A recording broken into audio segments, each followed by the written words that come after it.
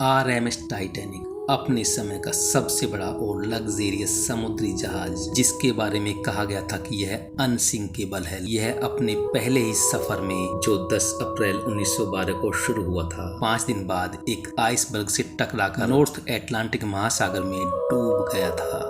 इस जहाज पर कुल 2200 लोग सवार थे, जिसमें से लगभग 1500 लोगों की जान चली गई थी। तो चलिए दोस्तों, जानते हैं टाइटैनिक के डूबने की इस कहानी के बारे में, जिसे दुनिया की सबसे बड़ी समुद्री दुर्घटनाओं में से एक माना जाता है। 19वीं शताब्दी के शुरुआत की बात है, जब जर्मनी और ब्रिटेन की शिप कंपनियों में बड़े बड़े समुद्री जहाज बनाने की प्रतिस्पर्धा चल रही थी। उसी दौरान ब्रिटेन की व्हाइट स्टार लाइन कंपनी ने 3 साल के लंबे समय और कड़ी मेहनत के बाद 2 अप्रैल 1912 को महल जैसा दिखने वाला ऐसा जहाज बनाकर तैयार किया, जो बाहर से देखने में जितना भव्य और शानदार था, अंदर से उतना ही आलीशान था। इसकी भव्यता का अंदाजा इसी बात से लगाया जा सकता है कि टाइटैनिक की पहली यात्रा को देखने के लिए लाखों लोगों की भीड़ आई थी।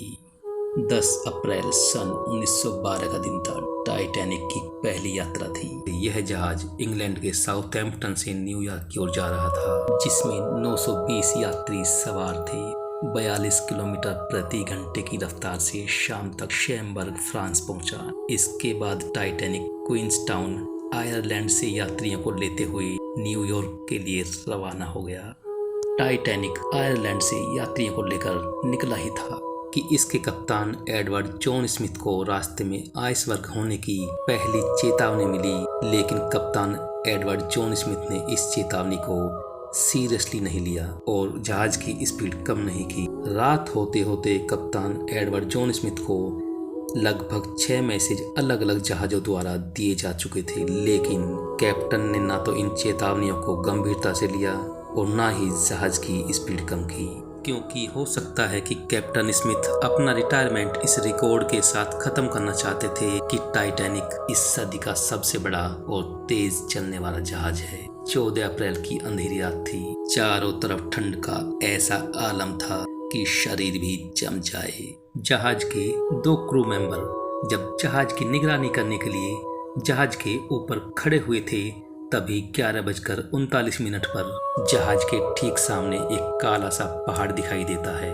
उन्हें बर्फ की चट्टान नहीं दिखाई दी। यह देखकर उनमें से एक क्रू मेंबर, जिसका नाम फ्रेडरिक था, तुरंत समझ गया कि सामने एक आइसबर्ग है। फ्रेडरिक ने तुरंत 3 बार घंटा बजाने के बाद फोन पर खबर भी दी कि जहाज के ठीक सामने बर्फ की चट्टान है। यह सुनकर सारे अफसरों ने जहाज को मोड़ने की कोशिश की, लेकिन अफसोस 11:40 पर जहाज के राइट साइड का निचला हिस्सा उस विशाल आइसबर्ग से टकरा गया।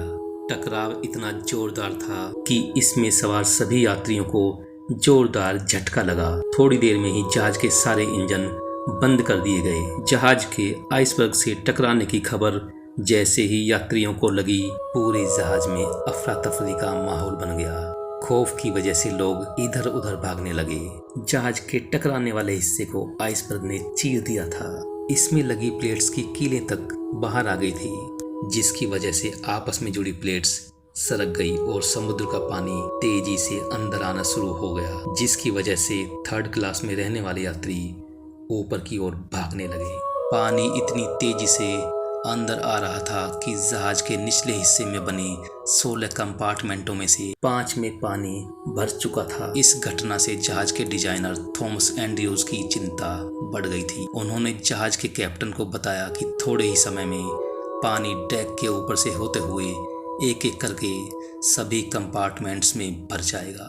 ऐसी स्थिति को देखते हुए सभी लाइफ बोट्स को बाहर निकाला जाने लगा, लेकिन यात्रियों की संख्या को देखते हुए ये लाइफ बोट्स बहुत ही कम थी। खतरनाक स्थिति उस समय और बन गई जब लाइफ बोट्स में कैपेसिटी से कम लोगों को जाने दिया गया, जिसकी वजह से ज़्यादा लोगों की मौतें हुई। इसके लिए कैप्टन एडवर्ड जॉन स्मिथ को जिम्मेदार माना गया था कि 65 लोगों की कैपेसिटी वाली लाइफ बोट में सिर्फ 25 से 30 लोगों को ही जाने दिया गया। उस रात जहाज पर चारों तरफ खौफ का माहौल था, लेकिन ऐसे समय में एक मार्मिक दृश्य भी देखने को मिला जब म्यूजिशियंस का एक ग्रुप अपनी मौत से बेपरवाह होकर अपनी आखिरी सांस तक संगीत की धुनों को बजाता रहा, ताकि मौत के इस मंजर में लोगों को अपने आखिरी समय में खुशी के कुछ पल मिल सके। दूसरी तरफ टाइटैनिक के आगे के हिस्से में पानी जब 5 से ज्यादा कंपार्टमेंट्स में भर गया तो जहाज के आगे का हिस्सा 10 डिग्री तक डूब गया था, जिसकी वजह से जहाज के पीछे वाला हिस्सा ऊपर उठ गया था और उस हिस्से पर लगातार दबाव बढ़ने की वजह से लगभग 2:20 पर टाइटैनिक बीच में से टूटकर 2 हिस्सों में बंट गया था और उस समय का सबसे बड़ा जहाज महज 2 घंटे 40 मिनट में अनसिंकेबल, कभी न डूबने वाला कहा जाने वाला टाइटैनिक अपनी पहली ही यात्रा में अटलांटिक महासागर की आगोश में समा गया था। इस दुखद घटना में 1517 लोगों की जान चली गई थी। इसमें से ज्यादातर लोगों की मौत डूबने से नहीं बल्कि 2 डिग्री सेल्सियस के ठंडे पानी में जमने की वजह से हुई थी। टाइटैनिक के डूबने के करीब 2 घंटे बाद लगभग 710 लोगों को बचा लिया गया था। टाइटैनिक के डूबने की घटना को 111 साल हो चुके हैं, लेकिन लोग इसे आज भी भुला नहीं पाए हैं। इसके डूबने की अलग अलग थ्योरीज लोगों द्वारा बताई जाती हैं, जिसमें कोई इस घटना के लिए कैप्टन स्मिथ को जिम्मेदार ठहराता है तो कोई टाइटैनिक की बनावट और इसके बनाने में इस्तेमाल किए गए मटेरियल को घटिया बताकर उसे इसका जिम्मेदार साबित करने की कोशिश करता है।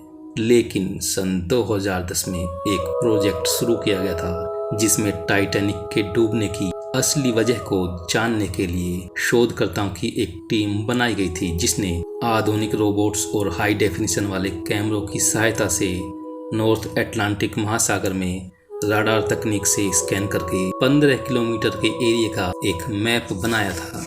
टाइटैनिक के हर छोटे बड़े टुकड़े की लाखों फोटो और वीडियो इकट्ठा करके टाइटैनिक के मलबे के सभी टुकड़ों पर गहरी रिसर्च की थी और लगभग 2 साल की कड़ी मेहनत के बाद सन 2010 में इस टीम ने टाइटैनिक को वर्चुअली तैयार करके इसके डूबने की असली वजह को जानने की कोशिश की थी, जिसमें इस टीम ने रिसर्च में पाया कि टाइटैनिक के डिजाइन और इसके बनाने में इस्तेमाल किए गए मटेरियल में कोई कमी नहीं थी। इस टीम ने टाइटैनिक के डूबने की सबसे बड़ी वजह इसकी तेज स्पीड को बताया था, क्योंकि तेज रफ्तार से टाइटैनिक जब आइसबर्ग से टकराया तो उसने हजारों टन का प्रेशर जहाज के निचले हिस्से पर बना दिया और प्रेशर वाली जगह पूरी तरह से डैमेज हो गई और फिर जहाज के 5 कंपार्टमेंट्स में पूरी तरह से पानी भर जाने से जहाज आगे से डूब गया।